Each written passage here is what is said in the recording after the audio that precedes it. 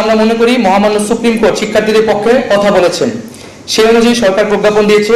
কিন্তু আমরা সুস্পষ্টভাবে বলতে চাই, কোটা ব্যবস্থার অন্যতম প্রধান স্টেক হোল্ডার হচ্ছে আন্দোলনরত শিক্ষার্থীরা এবং পাশাপাশি অন্যান্য কোটা যারা পায় তারাও এই কোটা ব্যবস্থার একটি স্টেক হোল্ডার এক একজন।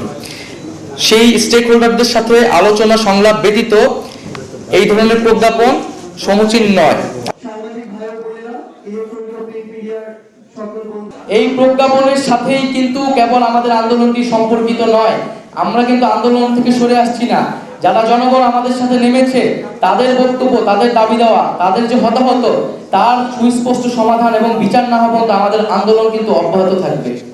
আমরা শুরু করতে কিছুটা বিলম্ব করেছি, আপনারা সকলেই জানেন। আমাদের চারটি জরুরি দাবি আমরা আবার উল্লেখ করছি। 1, ইন্টারনেট সচল করতে হবে। 2, কারফিউ উইথড্র করতে হবে। 3, বিশ্ববিদ্যালয় বা শিক্ষা প্রতিষ্ঠানগুলো থেকে আইন শৃঙ্খলা বাহিনী সরিয়ে নিয়ে সরকার এবং প্রশাসনের সমন্বয়ে সুষ্ঠু পরিবেশ নিশ্চিত করে আবাসিক হল খুলে দিয়ে আমাদেরকে শিক্ষা প্রতিষ্ঠানে ফিরে যাওয়ার পরিবেশ তৈরি করে দিতে হবে।